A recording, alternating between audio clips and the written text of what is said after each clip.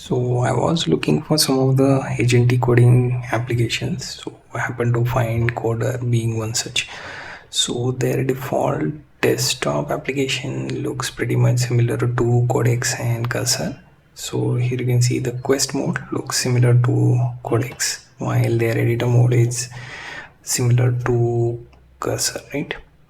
So now I wanted to actually try out their command line interface to see if they can do a decent enough job with the agent decoding, right? So I signed up to their service, and when I do, I noticed one thing, that it will sign up to community edition, and they offer like 300 credits per month, and from that you can use their applications like this particular editor, or alternatively there is also command line interface that we can access.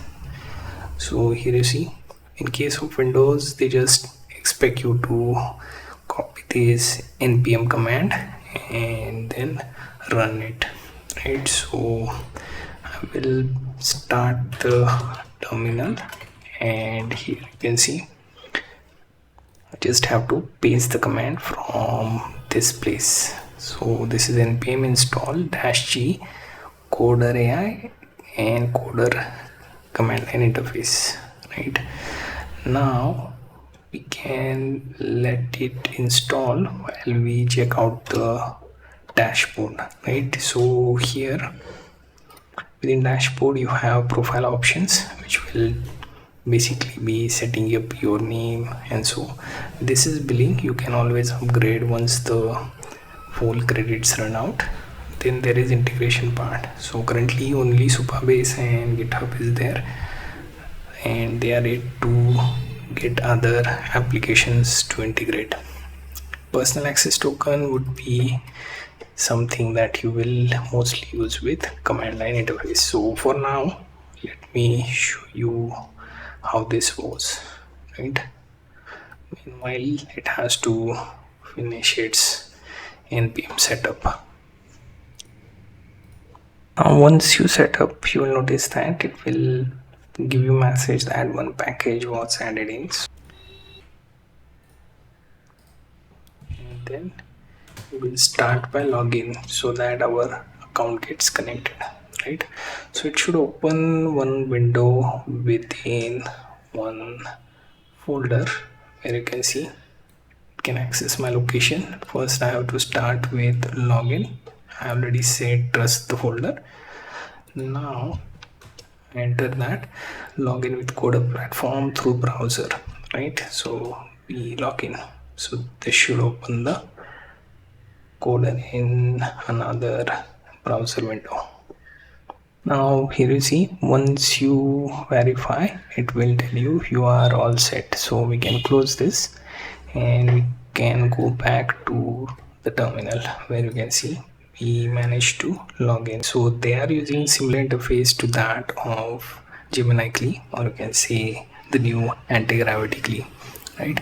Now we can take a look at some of the commands by typing in, and here you see about, which would show the current version. Use escape to come out.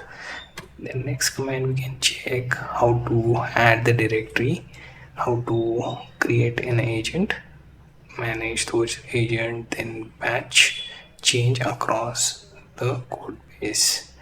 Then comes branch, btw clear, then commands will basically show the list of all the commands here, right? So you can browse through everything. To get out, use the escape button. Now next thing would be / and then use compact, context, continue, copy, debug, div, docs, editor, export, and so on. So basically this should give you an idea how that works, right? So we have in it sites login, logout, mcp config, memory, model, new, permission, plan, and so on. You can get out of this and use those commands as we use the project specific context, right? So in this particular folder I want to create a script.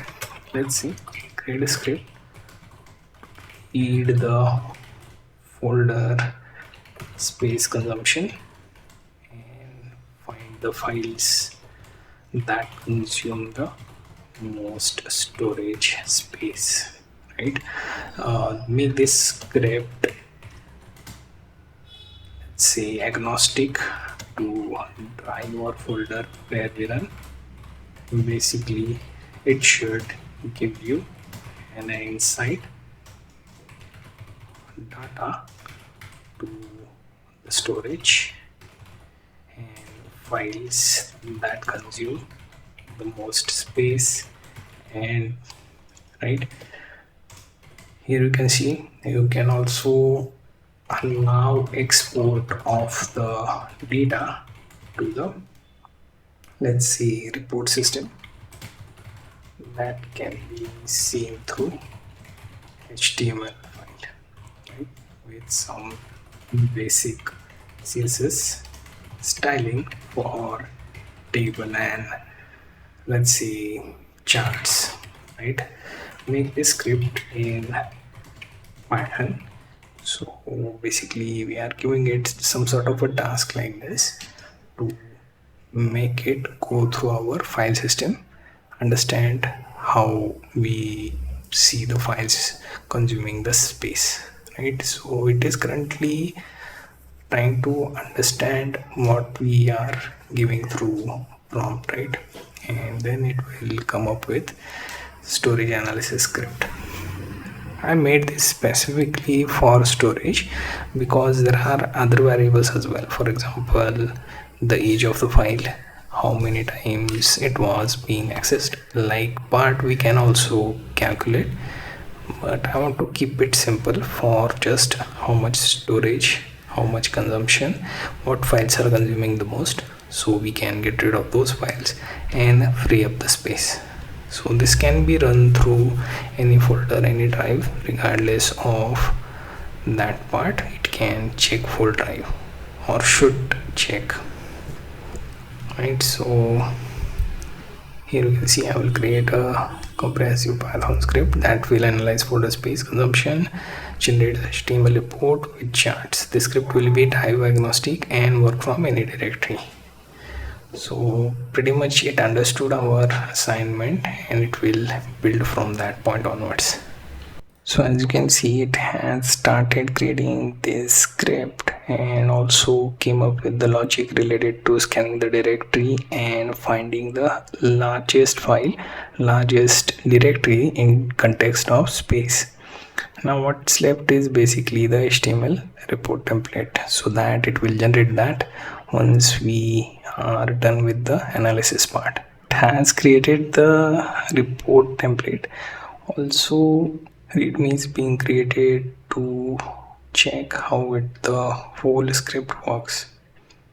So we will take a look at that before trying to run it. So we will give it a time to process the rest. So I noticed that this takes a lot of time. Also the amount of thinking that it has to do in order to perform certain task is a lot. As you can see, it will go on and take even longer time to think and process. Either they are using some sort of a shared inference service, or based on the account type they are slowing down certain set of users in order to maybe make them upgrade, right? That could be one of the issues. So I have been typing the resume for like every instance, so it does some work, then it went to this freezing mode.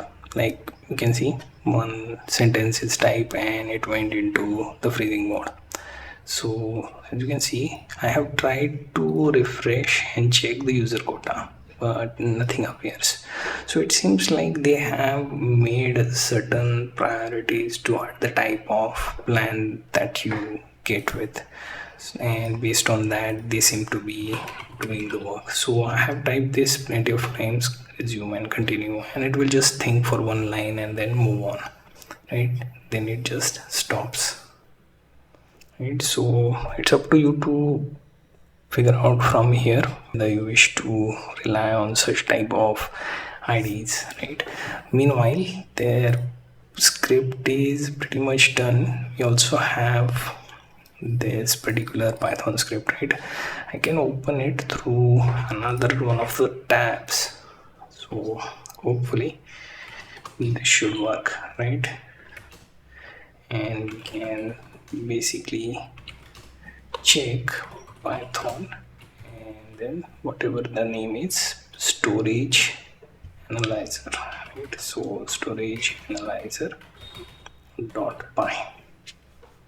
Here you see it will scan all the files and folders. It will take a bit of its time. As you can see, it's not an easy task, so at least the work is properly done.